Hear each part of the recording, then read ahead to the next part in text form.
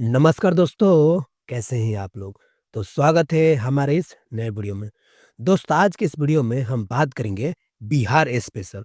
यानी कि आपको मालूम है कि हम टॉप 2000 प्रश्नों का जो संग्रह कंप्लीट करवा रहे हैं, उसी सीरीज का, उसी संग्रह का आज का वीडियो नंबर कितना है दोस्त? तो पार्ट 36 है, ठीक है ना? यानी कि हम इससे पहले टोटल 35 तक यानी कि पार्ट 35 तक पूरा कंप्लीट करा दिया गया है। जो भी विद्यार्थी नहीं देखे हैं, हमारा प्लेलिस्ट में पूरा का पूरा कंप्लीट करा देगा, आराम से जाके आप देख सकते हैं, ठीक है ना दोस्त? अब हम चलते हैं कुछ पॉइंट वाला बात करते हैं। देखिए, बिहार के ना दोस्त, ये बिहार के आप किसी भी एग्ज़ाम को तैयारी कर रहे हो, जैसे में बीपीएससी है, जो कि अभी हाल ही में नोटिफ़िकेशन आया है और हम वीडियो भी उस पे बना दिए हैं कि कैसे आप 2 से 3 महीना में मतलब 3 से 4 महीना में, ठीक है ना? आप उसका पीटी यूँ ही क्वालीफाई कर लीजिएगा। मात्र 3 बुक बताए हैं। अगर आप नहीं देखे उस वीडियो को तो आराम से जाइए, उस वीडियो का हमारे चैनल पे अवेलेबल है, देख सकते हैं, ठीक है ना? अब हम चलते हैं नेक्स्ट, यानी कि आप बीपीएससी की तैयारी कर रहे हो या फिर बिहार एसआई की तैयारी कर रहे हो, साथ ही साथ बिहार एसएससी, बिहार पुलिस या फिर बिहार सीजीएल हो गया।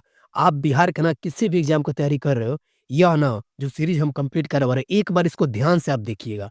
हाल ही में हुए बिहार एसआई के एग्ज़ाम में आपको हूबहू क्वेश्चन देखने को मिला इस सीरीज़ के अंतर्गत, ठीक है ना? तो जो भी सीरियस स्टूडेंट है, एक बार इस सीरीज़ को फॉलो कीजिए, खुद आपको मालूम चलेगा आपके लिए कितना इम्पोर्टेंट होने वाला है, ठीक है ना? तो चलिए बिना समय गवाए आज के वीडियो शुरू करते हैं और खुद आप बताइए कि आज की वीडियो में आपके लिए क्वेश्चन कितना इम्पोर्टेंट होने वाला है, ठीक है ना? तो चलिए शुरू करते हैं। तो देखिए दोस्त, आज का जो पहला क्वेश्चन क्या है, 351 नंबर है, ठीक है ना? यानी कि इससे पहले जो है 350 था, ठीक है ना? यानी कि 350 तक जो है पूरा का पूरा कंप्लीट करा दिए हैं हमारे चैनल पे, अभी आपको ये चीज़ें बता दी है, ठीक है ना? अब क्वेश्चन पे पढ़ते हैं। क्वेश्चन क्या है कि कर्नाट वंश के संबंध में निम्नलिखित कथनों पर विचार कीजिए। देखिए, कर्नाट वंश की बातें कर रहा है, ठीक है ना? कथन की बात करते हैं तो पहला कथन क्या बोल रहा है, ये जो कर्नाट वंश है ना, इसकी स्थापना मिथिला में नरसिंह देव ने की थी, ठीक है ना? पहला कथन सही है या फिर दूसरा कथन सही है? तो बोल रहा है दूसरा कथन कि चंपारण में स्थित सिमराव कर्नाटक राजवंश की राजधानी थी, ठीक है ना? यानी कि अब बताएं इन दोनों कथनों में से कौन सा कथन सही है, ठीक है ना? ऑप्शन ए है केवल एक, ऑप्शन बी है केवल दो, या फिर ऑप्शन सी है एक और दो दोनों, या फिर ऑप्शन डी है न तो एक और न ही दो। तो बताइए इसका सही आंसर क्या हो जाएगा? तो दोस्त याद रखिएगा, इसका सही आंसर क्या आ जाएगा? तो ऑप्शन नंबर बी, यानी कि केवल एक। और केवल कौन सा एक? तो ऑप्शन नंबर बी, यानी कि केवल दूसरा कथन सही है। क्यों कथन सही है? तो पहला कथन इसलिए गलत है कि इसकी स्थापना जो था ना, नरसिंह देव ने नहीं किया था, बल्कि नान्य देव ने किया था। किसने किया था? नान्य देव ने किया था, ठीक है ना? हम डिटेल्स में इसके बारे में बात करेंगे। फिलहाल में आप याद रखिएगा, इसका सही आंसर क्या आ जाएगा? तो ऑप्शन नंबर बी, यानी कि केवल दो, ये वाला हो जाएगा, ठीक है ना? इसकी राजधानी कहाँ थी? तो कर्नाटक, और उसकी राजधानी कहाँ थी? सिमराव थी, ठीक है ना? यानी कहने का मतलब आप समझ गए। अब हम चलते इसको और डिटेल्स में देखते हैं, ठीक है ना? तो चलिए इसको डिटेल्स में देखते हैं। तो देखिए बोल रहा है कि कथन एक गलत क्यों है? तो देखिए, कर्नाट राजवंश की स्थापना जो है मिथिला में न नरसिंह देव ने नहीं किया था, बल्कि किसने किया था? नान्य देव ने किया था। अभी आपको बताया किसने किया था? नान्य देव ने किया था, ठीक है ना? अब दूसरा कथन क्यों सही है? तो देखिए, चंपारण में जो सिमराव कर्नाटक राजवंश की राजधानी थी। सिमराव जो था ना, ये कर्नाटक राजवंश की राजधानी थी, ठीक है ना? बाद में क्या किया गया है कि इसे कमलादित्य स्थान, यानी कि कमलनाथ स्थान इसकी राजधानी बना दिया गया, ठीक है ना? लेकिन उस टाइम जो था वो कौन-सा था? सिमरावगढ़ था, ठीक है ना? जिस अब मधुबनी जिले में ना क्या बोला जाता है? अंधराठौड़ी के नाम से भी जाना जाता है। किससे जानता है? अंधराठौड़ी के नाम से भी जाना जाता है। समझ में आ गया ना? तो इसीलिए दूसरा कथन सही हमारा हो गया, ठीक है ना? अब हम चलते हैं अपने अगले नंबर प्रश्न पे। अगला जो प्रश्न क्या है, देखिए थोड़ा-सा आपको ना ये क्वेश्चन जो है आपको कथन वाला है, ठीक है ना? हम आपको बताएँ कि हम आपको 3 तरीके से क्वेश्चन कंप्लीट करवाते हैं इस सीरीज़ में, ठीक है ना? कौन-कौन सा ईज़ी होता है, ठीक है ना? उसके बाद से आपको मॉडरेट होता है, उसके बाद से आपको हार्ड होता है, ठीक है ना? यानी कि तीनों तरह से जब आप क्वेश्चन कंप्लीट कर लीजिएगा ना दोस्त, तो कोई भी क्वेश्चन आपके लिए हार्ड नहीं रहेगा और कोई भी क्वेश्चन आपके लिए नया नहीं रहेगा। इस सीरीज़ में हम आपको तीनों तरह से क्वेश्चन कंप्लीट करवा रहे हैं और यही वजह है कि इसमें काफ़ी ज़्यादा वीवीआई क्वेश्चन कंप्लीट करवाया जा रहा है और साथ ही साथ आपको पी बाई क्यू तक पूरा एमसीक्यू इसमें कंप्लीट करवाया जा रहा है, ठीक है ना? तो चलिए हम अब 352 नंबर प्रश्न देखते हैं। देखिए, 352 नंबर क्या बोल रहा है? तो 352 नंबर बोल रहा है कि बख्तियार खिलजी, यानी कि बख्तियार खिलजी के संबंध में निम्नलिखित कथनों पर विचार कीजिए। ठीक है ना? और पहला कथन क्या है? तो पहला कथन है कि बख्तियार खिलजी के बिहार पर आक्रमण करने का पहला विवरण किस बुक में मिलता है? तो तबकाते नासरी में मिलता है। बिल्कुल राइट है कि बख्तियार जब खिलजी जो आक्रमण किए थे बिहार में, उसकी जानकारी जो है किस बुक में मिलता है? तो तबकाते नासरी में मिलता है। ठीक है ना? बहुत बढ़िया। दूसरा बोल रहा है कि उसने अपने सैन्य अभियानों के दौरान नालंदा के प्राचीन बौद्ध विश्वविद्यालय को नष्ट कर दिया था। बिल्कुल, ये भी बात सही है। यानी कि जब उसने अपना सैन्य अभियान जारी किया था, उसमें नालंदा विश्वविद्यालय को भी नष्ट कर दिया था। कौन? बख्तियार खिलजी। यानी कि पहला कथन और दूसरा कथन दोनों का दोनों सही कथन। तो इसका सही आंसर क्या हो जाएगा? तो option number B, sorry, option number C. ठीक है ना?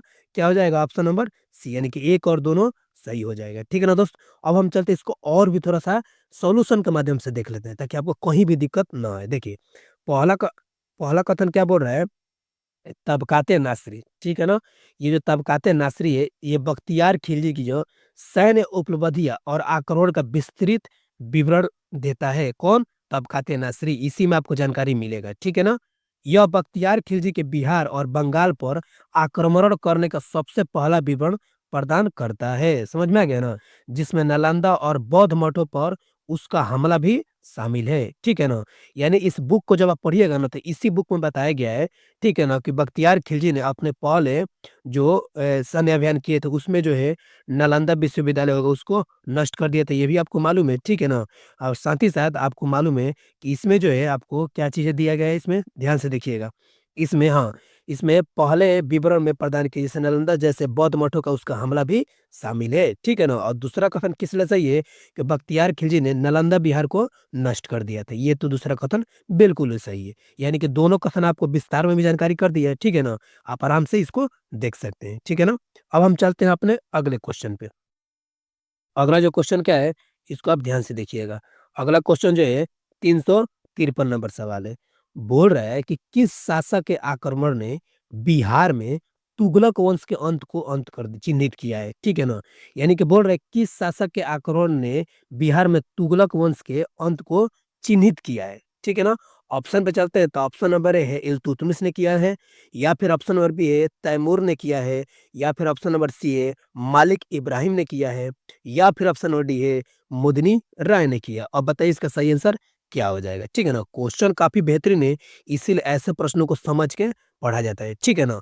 तो देखिए ये बोल रहा है ना कि तुगलक वंश के जो है अंत को किसने चिन्हित किया है? तो याद रखिएगा तैमूर ने, ठीक है ना? ये जो तैमूर है यानी कि ऑप्शन नंबर बी हमारा सही हो जाएगा। इन्होंने जो है ना तुगलक वंश के अंत को चिन्हित किया था, ठीक है ना? लेकिन चलिए और भी इसको थोड़ा-सा डिटेल्स में देख लेते हैं, ठीक है ना? तो देखिए 1398 से 99 में ना तैमूर के आक्रमण ने बिहार में तुगलक वंश के अंत में को चिन्हित किया। और पता है ये कहाँ के थे? तो ये जैनपुर के ना यानी कि जौनपुर के सरकी शासक का एक हिस्सा बन गया था। कौन? तैमूर, ठीक है ना? इसका आप समझ में आ गया, ठीक है? अब हम चलते हैं अपने अगले नंबर प्रश्न पे। क्वेश्चन जो है आपको हर तरीके से इसमें लगेगा, इसीलिए आप ध्यान से इस चीज़ को देखते हुए चलिएगा, ठीक है ना दोस्त? अब बात करते हैं 354 नंबर सवाल, ठीक है? बोल रहा है कि चौसा का जो युद्ध है, ठीक है ना? चौसा का जो युद्ध आखिर ये किस वर्ष लड़ा गया था? ठीक है ना? किस वर्ष लड़ा गया था? ऑप्शन पे चलते हैं, तो ऑप्शन नंबर ए है 1439 में, ठीक है ना? और ऑप्शन नंबर बी है 1539 में, या फिर ऑप्शन नंबर सी है 1639 में, या फिर ऑप्शन नंबर डी है 1739 में। देखिए को ऑप्शन किस तरीके से दिया है, अगर आपको थोड़ा-सा भी मिस्टेक हुआ ना तो कोई भी आंसर आपका गलती कर सकता है, ठीक है ना? तो क्वेश्चनों को ध्यान से पढ़ना है और ऑप्शन भी बिल्कुल ध्यान से पढ़ना है, ठीक है ना? तो देखिए चौसा का जो युद्ध था ना, वो को किस वर्ष हुआ था? तो याद रखिए 1539 में हुआ था, यानी कि ऑप्शन नंबर बी हमारा सही आंसर हो जाएगा 1539 में। किसके-किसके बीच हुआ था? तो हुमायूँ और शेरशाह सूरी के बीच हुआ था। किसके बीच हुआ था? हुमायूँ और शेरशाह सूरी के बीच हुआ था। ठीक है ना? इसको आप ज़रूरी, जिसमें शेरशाह सूरी ने हुमायूँ को काफ़ी बेहतरीन ढंग से हराया था। इसको निर्णायक युद्ध के रूप में भी जाना जाता है। उसके बाद से इससे पहले शेरशाह सूरी का नाम शेर खान था। उसके बाद से इनका नाम शेरशाह सूरी रख दिया गया था। समझ में आ गया ना? तो इसको आप ज़रूर याद रखिएगा 1539। लेकिन चलिए और भी इसको सॉल्यूशन के माध्यम से देख लेते हैं। तो देखिए बोल रहा है कि 1539 में, ठीक है ना, चौसा की लड़ाई, ठीक है ना, हुमायूँ और शेरशाह के बीच लड़ी गई थी। ठीक है ना, किसके बीच? हुमायूँ और शेरशाह सूरी के बीच लड़ी गई थी। यह जो लड़ाई थी ना दोस्त, ये काफ़ी ज़्यादा महत्वपूर्ण थी। क्यों? क्योंकि इसने मुगलों और सूर्यवंश के बीच प्रतिद्वंदिता में एक महत्वपूर्ण मोड़ को चिन्हित किया था, यानी कि एक महत्वपूर्ण मोड़ दिया था, ठीक है ना? और इसने शेरशाह सूरी को सत्ता में आने में महत्वपूर्ण भूमिका निभाई थी। समझ में आ गया ना? तो इसको आप ज़रूर ध्यान से समझिएगा, ठीक है ना दोस्त? अब हम चलते हैं अपने अगले नंबर प्रश्न पे, यहाँ पर तो आप चीज़ें समझ गए, ठीक है ना? अब नेक्स्ट क्वेश्चन पे चलते हैं, तो अगला क्वेश्चन क्या है? 355 नंबर सवाल है। बोल रहा है, ये जो सूफ़ी संत जो थे सफरुद्दीन याहा मनेरी, ठीक है ना? आखिर जो है ये सूफ़ी संप्रदाय से संबंधित है, यानी कि किस सूफ़ी संप्रदाय से संबंधित है? इसके क्वेश्चन का मतलब यही हुआ है, ठीक है ना? तो बताइए ऑप्शन 4 दिया है, कौन-सा ऑप्शन है? तो ऑप्शन नंबर ए चिश्ती से थे, या फिर ऑप्शन नंबर बी है कादरी से थे, या फिर ऑप्शन नंबर सी है फिरदौसी से थे, या फिर ऑप्शन नंबर डी है सुहरावर्दी से थे। अब बताइए इसका सही आंसर क्या कौन थे? ये सूफी संत सफरुद्दीन या मनेरी आखिर ये किस संप्रदाय से थे? तो देखिए याद रखिएगा हमेशा ये क्वेश्चन बार-बार बिहार की जब पूछता है तो बिना दिमाग लगाए आप यूँ ही दिमाग में रखिएगा, ये जो है सूफी संत है कौन? सफरुद्दीन याहा मनेरी, ये फिरदौसी संप्रदाय से संबंध रखते थे। ठीक है, किससे? फिरदौसी संप्रदाय से संबंध रखते थे, यानी कि ऑप्शन नंबर सी हमारा सही आंसर हो जाएगा, ठीक है ना? लेकिन चलिए इसको और भी एक्सप्लेनेशन के माध्यम से देख लेते हैं, ताकि आपको और भी चीज़ें ध्यान में आ जाए, ठीक है ना? और यही वजह है एक्सप्लेनेशन से कि आपको 1 नहीं क्वेश्चन बल्कि 2 नहीं, बल्कि 3 से 4 क्वेश्चन आपको कवर हो जाता है एक्सप्लेनेशन से, ठीक है ना? तो ये ज़रूर आप सीरीज़ ध्यान से कीजिएगा। बोल रहा है कि मखदूम मखदूम सफरुद्दीन अहमद या मनेरी सबसे प्रमुख सूफ़ी संत थे। क्या थे? सबसे प्रमुख सूफ़ी संत थे। इनकी जन्म की बात करें तो इनका जो जन्म हुआ था ना दोस्त, ये जुलाई 1264 में पटना के ना मनेर गाँव में हुआ था। कहाँ पे? पटना के मनेर गाँव में हुआ था। उन्हें फिरदौसी की उपाधि शेख नसरुद्दीन फिरदौसी ने की थी। किसने? शेख नजीबुद्दीन फिरदौसी ने किया था। उनकी कब्र की बात करें तो इनका कब्र कहाँ पर है? तो बिहार शरीफ में है। ठीक है ना? जो कि इसको नालंदा जिला की बात कर रहा है। यहाँ पर एक बड़ी दरगाह में स्थित है। समझ में आ गया ना? यानी कहाँ है? तो बिहार शरीफ यानी कि नालंदा की बात कर रहा है। ठीक है ना? वहाँ पर एक बहुत बड़ी दरगाह है, वहीं पे स्थित है। समझ में आ गया ना? तो ये सारी चीज़ें ना आप ज़रूर याद रखिएगा। क्वेश्चन बार-बार घुमा-फिरा कर पूछते रहता है। ठीक है ना दोस्त? अब हम चलते हैं अपने नेक्स्ट क्वेश्चन पे। अगला क्वेश्चन क्या है? 356 नंबर सवाल है। बोल रहा है निम्नलिखित में से कौन-सा लोक नृत्य मुख्य रूप से बिहार के मिथिला क्षेत्र से जुड़ा है? किस क्षेत्र से जुड़ा है? मिथिला क्षेत्र से जुड़ा हुआ है, ठीक है ना? ऑप्शन पे चलते हैं तो ऑप्शन नंबर ए है जट जटनी, या फिर ऑप्शन नंबर बी है विदेशिया, या फिर ऑप्शन नंबर सी है पाइका, या फिर ऑप्शन नंबर डी है छऊ। देखिए ये जो लोक नृत्य है ना, इन चारों ऑप्शनों में से आपको बताना है कि ये खासकर बिहार के मिथिला क्षेत्र से आखिर कौन-सा लोक नृत्य जुड़ा हुआ है, ठीक है ना? तो याद रखिएगा ऑप्शन नंबर ए यानी कि ये जट जटनी की बात कर रहा है, ये जो लोक नृत्य है ना, ये बिहार के मिथिला क्षेत्र से जुड़ा हुआ है। इसमें जट जो है पति के रूप में निभाता है और जटनी जो है पत्नी के रूप में निभाती है। और ये जो ना हमारे दैनिक जीवन में जो भी परंपरा होती है, रोज़मर्रा की जो ज़िंदगी है ना, उसी को ये चीज़ें दर्शाता है, ठीक है ना?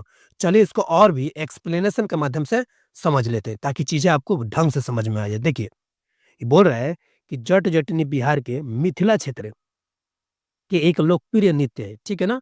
यानी कि एक लोकप्रिय डांस है, ठीक है ना? जो कि यह आम तौर पर पति यानी कि जट और पत्नी, ठीक है ना? यानी कि जटनी के बीच जो है प्रेम और अलगाव को दर्शाता है। यानी कि एक जो है आपको क्या किया जाता है, एगो नृत्य किया जाता है, ठीक है ना? यानी कि ये जो दैनिक जीवन है देख रहे हैं, बोल रहे हैं ना, यह नृत्य शैली ना विशेष रूप से मानसून के दौरान में की जाती है, ठीक है ना? और ग्रामीण जोड़ों के दैनिक जीवन को संघर्ष को दर्शाती है। समझ में आ रहा है ना? जो ग्रामीण इलाके हैं, उसमें जो है रोज़मर्रा की जो ज़िंदगी है, उन्हीं को ये जट-जटनी का जो नृत्य है, उनको दिखाया जाता है, ठीक है ना? और ये काफ़ी पारंपरिक है और काफ़ी दिनों से चलता आ रहा है, तो इसको आप ज़रूर याद रखिएगा, ठीक है ना दोस्त? अब हम चलते हैं आपको अगले क्वेश्चन पे, यानी कि कितना नंबर क्वेश्चन है? 357 नंबर क्वेश्चन है दोस्त, ठीक है ना? देखिए दोस्त, क्वेश्चन देखने से पहले कि अगर आप ये सीरीज़ कंप्लीट कर रहे हैं, तो बिल्कुल आप ध्यान से करते रहिए, ठीक है ना? और इसका ना टेलीग्राम पे ही इसका लिंक दे दिए, उस पे आपको इसका पीडीएफ भी दे दिया जाएगा, ठीक है ना? ये टेलीग्राम का लिंक डिस्क्रिप्शन में आपको अवेलेबल करा दिया जाएगा, वहाँ पर पीडीएफ मिल जाएगा, इसको रिवीजन करने में आपको आसानी होगा, इसीलिए आप इसको ज़रूर कंप्लीट करते रहिएगा, ठीक है ना दोस्त? इससे बाहर किसी भी बिहार की जेईई में नहीं क्वेश्चन आएगी, ये सीरीज़ अगर आप एक बार कंप्लीट कर लेते हैं, तो इससे बाहर बिल्कुल नहीं आने की संभावना है, ठीक है ना? अब हम चलते हैं अपने क्वेश्चन पे, बोल रहा है, बिहार का एक पारंपरिक शिल्प जो है, क्या है? सृजनी, ठीक है ना? कढ़ाई निम्नलिखित में से किसके लिए एक विशेष रूप से जाना जाता है? देखिए, बिहार का ना एक पारंपरिक सिल्क है, कौन-सा? सिरजनी कढ़ाई। ये आखिर विशेष रूप से इन 4 ऑप्शनों में से किसके लिए जाना जाता है?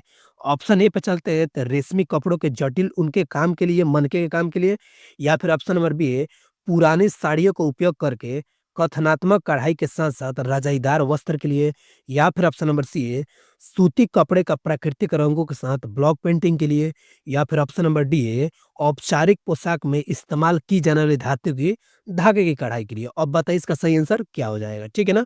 देख ले, पिछले वीडियो में हम आपको बहुत सारे इससे क्वेश्चन करवाए थे सृजनी पढ़ाई से कढ़ाई से, लेकिन इस बार जो है अलग तरीके से क्वेश्चन पूछा गया है, तो इसको आप ध्यान से बताइएगा। तो देखिए, ये जो बिहार का पारंपरिक जो है सृजनी कढ़ाई, ये किस लिए प्रसिद्ध है या विशेष रूप से जाना जाता है? तो ऑप्शन नंबर बी, यानी कि पुरानी जो है साड़ियों का उपयोग करके, कौन-सा? पुरानी साड़ियों का उपयोग करके कथनात्मक कढ़ाई के साथ रजाईदार वस्त्र का भी किया जाता है, यानी कि रजाईदार वस्त्र पे काफेदार कढ़ाइयों के रूप में उनको किया जाता है, ठीक है ना? तो ये चीज़ आप ज़रूर याद रखिएगा, ऑप्शन नंबर बी, ठीक है ना? अब चलते हैं इसको और भी सॉल्यूशन के माध्यम से देख लेते हैं ताकि आपको ध्यान से समझ में आए। देखिए, बोल रहा है कि सिजनी कढ़ाई बिहार के मधुबनी और मुजफ्फरपुर क्षेत्रों का एक पारंपरिक शिल्प है, ठीक है ना? यानी कि काफ़ी दिनों से पुराना चलता हुआ एक शिल्प है, ठीक है ना? इसमें रजाई और कंबल बनाने के लिए पुरानी साड़ियों का और कपड़ों का इस्तेमाल करना शामिल है। समझ में आ गया ना? पुरानी साड़ियों और कपड़ों का इस्तेमाल करना शामिल है, ठीक है ना? नेक्स्ट क्या बोल रहा है कि महिलाएँ इन साधारण सिलाई कपड़े करके कढ़ाई करती है, जो कि अक्सर लोक कथाओं, दैनिक जीवन और पौराणिक विषयों को दर्शाती है, ठीक है ना? जिसमें कहानी कहने के साथ-साथ कार्य क्षमता का मिश्रण भी होता है, समझ में आएगा ना? तो ये पारंपरिक चीज़ों को ना आप ढंग से जब समझिएगा ना, तब आपको मालूम चलेगा कि वाक़ई में ना ये चीज़ है, इसका बैकग्राउंड क्या है, समझ में आया ना? तो इन सब चीज़ों को समझते हुए हम क्वेश्चन करेंगे ताकि आपको कहीं भी दिक्कत ना आए, समझ में आएगा ना? तो याद रखिएगा, ये सृजनी कढ़ाई जो है बिहार के मुजफ्फरपुर और मधुबनी के लिए एक पारंपरिक सिल्क है, ठीक है ना? तो इसको आप ज़रूर याद रखिएगा। अब हम चलते हैं अपने अगले नंबर क्वेश्चन पे, और ये क्वेश्चन जो है काफ़ी ज़्यादा महत्वपूर्ण है, ठीक है ना? 358 नंबर सवाल है। बोल रहा है कि निम्नलिखित में से, ठीक है, क्या बोल रहा है? निम्नलिखित में से किसे बिहार के विदेशिया लोक मंच का अग्रणी माना जाता है? ठीक है ना? विदेशिया जो है लोक रंगमंच का अग्रणी माना जाता है। ऑप्शन पे चलते हैं तो ऑप्शन नंबर ए है भिखारी ठाकुर, या फिर ऑप्शन नंबर बी है विद्यापति, या फिर ऑप्शन नंबर सी है राजा शंकर शाह, या फिर ऑप्शन नंबर डी है कालिदास। देखिए, बहुत सारे बच्चों को ना ये क्वेश्चन मालूम भी होगा और बहुत सारे बच्चों को नहीं मालूम होगा, ठीक है ना? जिनको मालूम है वो कमेंट सेक्शन में बताइए इसका सही आंसर क्या हो जाएगा, ठीक है ना? पूरी ईमानदारी के साथ, ठीक है ना? और जिनको नहीं मालूम उनको तो हम बताएँगे, ठीक है ना? तो देखिए, इसके सही आंसर क्या आ जाएगा, तो ऑप्शन नंबर ए, यानी कि भिखारी ठाकुर, ठीक है ना? ये जो विदेशीय जो है ना, इसको लोक रंगमंच के अग्रणी किसको माना जाता है, तो option number A Bhikhari Thakur को माना जाता है। ये ज़रूर आप याद रखिएगा, ठीक है ना? अब चलते हैं इसको थोड़ा-सा एक्सप्लेनेशन से देख लेते हैं। देखिए, भिखारी ठाकुर ना, जिन्हें अक्सर भोजपुरी का ना शेक्सपियर कहा जाता है। क्या कहा जाता है? भोजपुरी का शेक्सपियर कहा जाता है। बिहार के एक समाज सुधारक और नाटककार भी ये थे। कौन थे? भिखारी ठाकुर, ठीक है ना? नेक्स्ट फिर बात करते हैं, उन्हें विदेशिया, ठीक है ना? उन्हें विदेशिया नामक एक लोकप्रिय लोकमंच के विकास का श्रेय दिया जाता है, यानी कि क्रेडिट दिया जाता है किनको? भिखारी ठाकुर को। लोकप्रिय जो है लोक रंगमंच है, उसके विकास के लिए इनको श्रेय दिया जाता है। जो प्रवासन, सामाजिक अन्याय और लैंगिक मुद्दों के विषयों में प्रकाश डालता है। उनकी बात ही कुछ और थी दोस्त, ठीक है ना? भिखारी ठाकुर जो है एक बेहतरीन इंसान भी थे और साथ ही साथ समाज सुधारक भी थे। और उन्होंने जो है लोक रंगमंच जो भी है, उन्होंने उस चीज़ पे दर्शाया है कि लैंगिक जो मुद्दे हैं, सामाजिक अन्याय है, उस सब चीज़ को उनको उन्होंने दर्शाया हुआ है, ठीक है ना? उनके नाटक आज भी ग्रामीण बिहार में व्यापक रूप से प्रदर्शित किए जाते हैं। समझ में आया ना? आज भी जो है उनके नाटक ग्रामीण इलाकों में ना दिखाए जाते हैं। इसको आप ज़रूर याद रखिएगा। तो सोच सकते हैं कि अभी का भोजपुरी का टाइम और उस टाइम का भोजपुरी का टाइम कितना बेहतरीन उनके शब्दों थे, उनके लैंगिक जो भी थे मुद्दे के इस पे दर्शाया जाता था। समझ में आ रहा है ना? ये सब चीज़ें आप ध्यान से समझिएगा, ठीक है ना? अब हम चलते हैं अपने अगले नंबर क्वेश्चन पे। देखिए, बोल रहा है 359 नंबर सवाल। बोल रहा है, वर्तमान बिहार में स्थित प्राचीन नालंदा विश्वविद्यालय मुख्यतः ज्ञान के किस क्षेत्र के लिए प्रसिद्ध था? ठीक है ना? जो नालंदा विश्वविद्यालय, प्राचीन नालंदा विश्वविद्यालय जो है, उस टाइम जो था आखिर किस लिए यह प्रसिद्ध था? ऑप्शन ए है समुद्री ज्ञान के लिए, या फिर ऑप्शन नंबर बी है बौद्ध दर्शन और तर्क के लिए, या फिर ऑप्शन नंबर सी है खगोल विज्ञान के लिए, या फिर ऑप्शन नंबर डी है धातु विज्ञान के लिए। अब बताइए इसका सही आंसर क्या हो जाएगा? तो दोस्तों हम आपको कितना बार वीडियो में कंप्लीट करवाएँ, जो नालंदा विश्वविद्यालय है, ये जो है बौद्ध दर्शन और तर्क के लिए, ठीक है ना? ये काफ़ी ज़्यादा प्रसिद्ध था। उस टाइम जो इन सब ज्ञानों उनको दिया जाता, शिक्षा दिया जाता था, ठीक है ना? तो बौद्ध दर्शन और तर्क के लिए ये जो है नालंदा विश्वविद्यालय काफ़ी ज़्यादा प्रसिद्ध थे। इसको आप ज़रूर याद रखिए। ऑप्शन नंबर बी हमारा सही आंसर हो जाएगा, ठीक है ना? अब हम चलते हैं इसको एक्सप्लेनेशन के माध्यम से समझ लेते हैं एक बार और। देखिए, बोल रहा है कि गुप्त काल के दौरान ये जो स्थापित हुआ था कौन-सा? नालंदा विश्वविद्यालय। ये दुनिया के ना पहले और सबसे प्रसिद्ध आवासीय विश्वविद्यालयों में से एक था। क्या था? आवासीय विश्वविद्यालयों में से एक था। इसको आप ज़रूर याद रखिएगा। समझ में आ गया ना? यानी कि अब नेक्स्ट थ्योरी की बात करते हैं। यह बौद्ध दर्शन, तर्कशास्त्र, व्यापक और त्वसीमांस पढ़ाने के लिए प्रसिद्ध था। इसने पूरे एशिया में ना शिक्षावादों को आकर्षित किया था। किसको किया था? शिक्षाविदों को आकर्षित किया था। हर्षवर्धन, कुमारगुप्त जैसे राजाओं के समर्थन में यह फला-फूला था। समझ में आ गया ना? तो ये चीज़ें आप ज़रूर याद रखें। किनके-किनके बीच फला हुआ था? हर्षवर्धन और कुमारगुप्त जैसे राजाओं के समर्थन में ना ये फला-फूला था। तो ये चीज़ें आप ज़रूर याद रखिएगा। इसके पीछे कौन-कौन से इन यहाँ पर ज्ञान शिक्षा दिया जाता। साथ ही साथ प्राचीन समय में सोच सकते हैं नालंदा विश्वविद्यालय दुनिया का पहले आवासीय विश्वविद्यालयों में से एक था। ये काफ़ी मतलब बड़ी बात है कि नहीं? अब हम चलते हैं अपने अगले वाले क्वेश्चन पे, यानी कि ये 360 नंबर क्वेश्चन है, जो कि इस वीडियो का ना आखिरी क्वेश्चन है, ठीक है ना? और अभी जो है इस क्वेश्चन को ध्यान से आपको पढ़ना है, क्योंकि ये क्वेश्चन जो है कर्पूरी ठाकुर के संबंधित है, ठीक है? बोल रहे बिहार के एक प्रमुख नेता कौन थे? कर्पूरी ठाकुर को उनके मुख्यमंत्री के कार्यकाल के दौरान निम्नलिखित में से किस सुधार के लिए सबसे ज़्यादा याद किया जाता है? किस सुधार के लिए सबसे ज़्यादा याद किया जाता है? ऑप्शन नंबर ए है बैंकों का राष्ट्रीयकरण का, या फिर ऑप्शन नंबर बी है मंडल आयोग की शुरुआत, या फिर ऑप्शन नंबर सी है पिछड़े वर्गों के आरक्षण का कार्यान्वयन, या फिर ऑप्शन नंबर डी है जमींदारी प्रथा का उन्मूलन। अब बताइए इसका सही आंसर क्या हो जाएगा? देखिए, कर्पूरी ठाकुर की बात करें तो कर्पूरी ठाकुर जैसे मुख्यमंत्री शायद ही कभी हो पाएँगे, ठीक है ना? ये जो मुख्यमंत्री थे, आज जो मैट्रिक का एग्ज़ाम जो आप लोग देते हैं, यानी कि 10th का एग्ज़ाम जो देते हैं, उसमें जो इंग्लिश नहीं मतलब जो इंग्लिश जो है, नहीं अनिवार्य होने के पीछे इन्हीं का देन था, ठीक है ना? उन्होंने ही इंग्लिश को जो है अनिवार्य 10th में नहीं किए थे, ठीक है ना? तो इनको इनकी योगदान तो काफ़ी ज़्यादा है बिहार में, ठीक है ना? लेकिन हम ऑप्शन की बात करते हैं, तो ऑप्शन के हिसाब से देखा जाए, तो ऑप्शन नंबर सी हमारा सही आंसर हो जाएगा। ये जो कर्पूरी ठाकुर थे, उनको जो है किस लिए याद किया जाता ज़्यादातर? तो पिछड़े वर्गों के लिए ना आरक्षण के जो बनाए गए थे कार्यान्वयन, उनके लिए इनको काफ़ी ज़्यादा याद किया जाता है। तो ऑप्शन नंबर सी हमारा सही आंसर हो जाएगा। इसको आप ज़रूर याद रखिएगा, ठीक है ना दोस्त? अब हम चलते हैं इसको और भी ध्यान से देख लीजिए एक्सप्लेनेशन से, ताकि आपको कहीं भी दिक्कत ना आए और समझने में भी आसानी हो। तो देखिए बोल रहा है कर्पूरी ठाकुर, जो कि इनकी क्या बात करें 1924 से 1988 तक इनका जीवन काल था, ठीक है ना? यह जो थे ना एक सम्मानित समाजवादी नेता थे, और उन्हें बिहार के मुख्यमंत्री के रूप में भी कार्य किया था, ये तो आपको मालूम ही है। लेकिन इनका मेनली जो काम था ना, इनको किस लिए याद किया जाता है तो समझिए। उन्हें 1978 में ना सरकारी नौकरियों और शैक्षणिक संस्थाओं में अन्य पिछड़ा वर्ग ओबीसी के लिए आरक्षण लागू करने के लिए सबसे ज़्यादा याद किया जाता है। इन कदम ने उन्हें सामाजिक न्याय का प्रेरणा के बना दिया था। समझ में आ गया ना? ये जो है इनको इसलिए याद किया जाता है क्योंकि उन्हें अन्य पिछड़ा वर्ग यानी कि ओबीसी के लिए आरक्षण जब लागू किया गया था, उसके बाद से इनको काफ़ी ज़्यादा याद भी किया जाता है, और ये आपको मालूम भी है कि ये सम्मानित और समाजवादी नेता भी थे। इन्होंने काफ़ी ज़्यादा बिहार को योगदान भी दिए थे। ठीक है ना? तो दोस्त आज के इस वीडियो में हमारा क्वेश्चन कितना कंप्लीट होता है? 360 क्वेश्चन कंप्लीट होता है। देखिए क्वेश्चन वीडियो थोड़ा-सा लंबा हो सकता है, ठीक है ना? या फिर स्मॉल हो सकता है, ठीक है ना? लेकिन आपको कंटेंट जो दिया जाएगा ना बिल्कुल एग्ज़ाम ओरिएंटेड दिया जाएगा, ठीक है ना? आप कहीं भी बिहार के किसी भी एग्ज़ाम में बैठिए, एक बार इससे देखिएगा आपको क्वेश्चन हूबहू देखने को मिलेगा। ठीक है ना दोस्त? मिलते हैं नेक्स्ट वीडियो में, तब तक के लिए बाय, ठीक है ना? और वीडियो देखने के लिए बहुत-बहुत धन्यवाद, ठीक है?